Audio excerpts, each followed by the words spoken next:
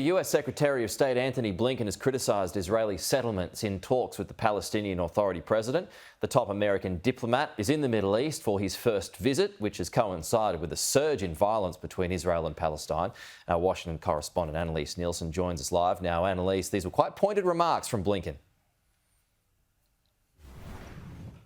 They were indeed, and we do know there are some differences between the Biden administration and Benjamin Netanyahu's government. We saw that on display yesterday, but it is a tenuous line for the Secretary of State to be walking, and he met with the president of the Palestinian Authority, Mahmoud Abbas, today. It's there they discussed the recent rise in violence in the last month. Palestinian authorities say 30 people have been killed in different incidents. Similarly, we've seen an attack on an Israeli synagogue where at least 10 people were killed. And so this has been a very tense time. The fear that this could be spilling over has overshadowed this visit by Secretary of State Antony Blinken. He was always on track for this visit to happen around this time. And while it was locked in a few weeks ago, it has come at a very tenuous moment.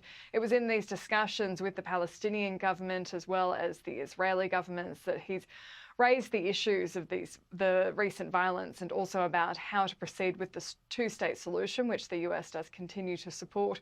But he did have some pointed remarks around Israel and Palestine, in particular the Israeli settlements in West Bank.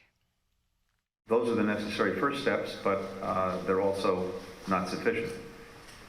It's also important to continue to strive not only for reducing violence, but ensuring that ultimately Israelis and Palestinians alike enjoy the same rights, the same opportunities.